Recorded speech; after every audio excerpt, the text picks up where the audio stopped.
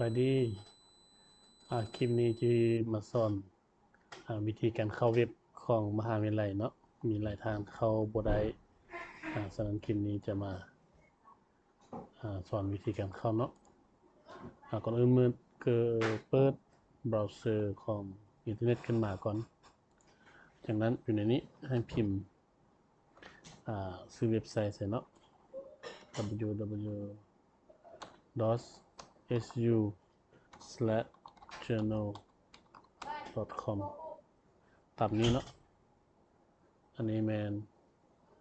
ซื้อเว็บไซต์แล้วก็กด enter อยู่คีย์บอร์ดก็ได้เนาะมันจะขึ้นหน้านี้อันนี้คือหลายคนก็คิดว่ามันเข้าบ่ได้เนาะแต่ก็เขาได้ให้มาเข้าต่ออยู่ที่ advanced เนาะเป็นภาษาอังกฤษถ้าเป็นภาษา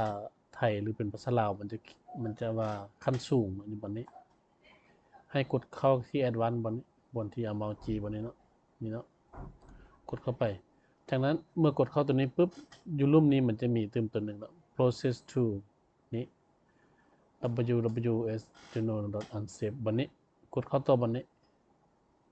กดเข้าตัวนี้เลยปุ๊บนะเรียบร้อยเนาะอันนี้มันก็เข้ามาเรียบร้อยจากนั้นท่านก็ไปล็อกอินเข้าไปเลยเนาะถ้าจะส่งบทส่งอย่างก็ล็อกอินเข้ามาอันนี้ล็อกอินใส่ซื้อaccount แล้วก็ใส่พาสเวิร์ดแล้วก็ล็อกอินมันจะสามารถเข้าได้เลยเนาะโอเคขอบใจหลายๆเนาะที่ติดตาม